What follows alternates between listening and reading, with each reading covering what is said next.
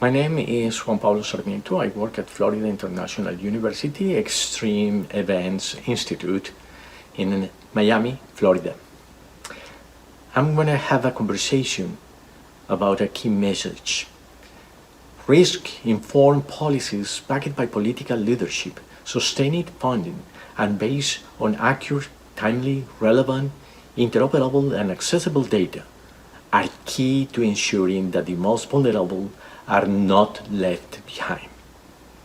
It is very interesting that this message contained in GAR 2019 gives us a clear understanding about how important it is when we analyze the vulnerable and marginal population. We know that disaster risk and its components are constructed through human action and practice. When we talk about disasters, we not only refer to the materialization of hazards in the form of specific damaging physical events affecting population and physical infrastructure. We need to analyze the varied conditions of exposure and vulnerability in order to understand the complexity of the direct, indirect, and secondary impacts that can result of such events. We should remember this intricate relationship between hazard exposure and vulnerability. And just to say that if there is no exposure to the effects of a hazard, there won't be risk nor vulnerability. It has been widely demonstrated that poor, marginal, informal populations with fragile living conditions and incomes had frequently exposed in a chronic way to risks. Finding where to live means accepting a low-quality, overcrowded, hazard-prone and exposed land. Buildings usually built without proper engineering techniques. For decades, public health has worked on the so-called social determinants of health, which include A, the social and economic environment, B, the physical environment, and C, the individual characteristics of the person. Regarding the first one, when we discuss the social and economic environment, we consider education, health services, social support networks, support from families, friends and communities, culture, customs, traditions, beliefs, income, and social status. When we discuss the physical environment, we consider the quality of water and air, the healthy workplaces, the safe houses, communities, roads, and all of that contributed to good health. And when we talk about the individual characteristics, we consider aspects like behaviors, genetics, and coping skills. Understanding that disaster risk is not limited exclusively to the nature of the hazard and its characteristics, but extends to exposure and vulnerability within a concept of social construction, the reduction of risk could not be understood if it were not affect or reduce the existing inequality, poverty, and exclusion. Just as risk is systemic and interconnected, so too is vulnerability.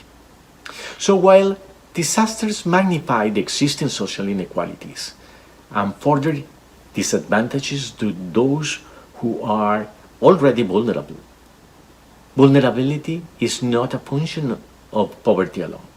We know that. People do not all have the same opportunity to make positive choices. We already talked about how important is location, age, gender, income group, disabilities, and access to social protection nets. Definitely, the choices of the people have to anticipate, prevent, and mitigate risks. Vulnerability accumulate and cascade, and so interventions that protect those groups whose vulnerability profiles make them more susceptible to disaster. This is an imperative. definitely. When we talk about vulnerability, when we talk about this dimension of fragility, when we talk about these disadvantages groups, we need to be sure that we are able to measure those dimensions, that we are capable of gathering in a systemic way this type of information, this type of data, and that we are able to process and to analyze those factors. And not only in a way to collect, gather, and publish articles and books about this, but to take action. It is critical that this type of data and information should really guide planning, budgeting, and action. It is important that this action should support the development in a very coherent way, but that it has enough resolution to address those specific groups of population that are really outside of the benefit of the development. So it is critical that this information is pooled, is shared, and that not only the academic and scientific community, but the people that are really involved in the public administration and the private sector can access it, can really work in a collaboration and work in a very cohesive way in order to solve the problems, the development problems.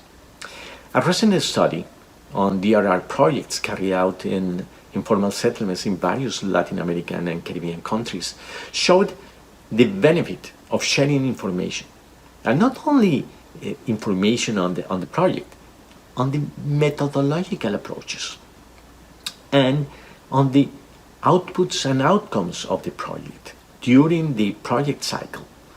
That means that the information was shared among the different stakeholders and the different projects for more than 5 years, from the project design throughout the implementation, and even 2 years after the project closed.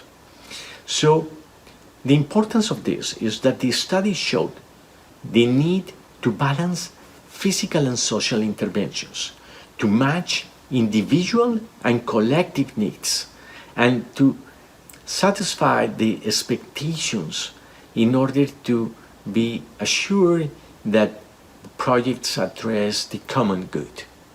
So the other aspect that was clear is the importance of protecting neighborhoods and supporting its cohesion and self-determination, strategies that are critical to build community resilience.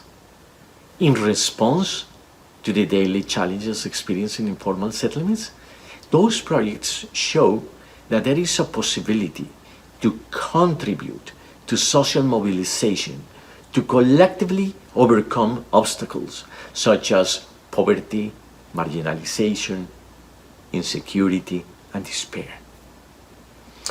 Inclusion and empowerment of women, vulnerable groups, people with disabilities, and socially marginalized people within national frameworks of law, policy, and institutions underpin effective risk reduction and uphold the all society tenets of the Sendai framework and leave no one behind. Principle of the 2030 Agenda.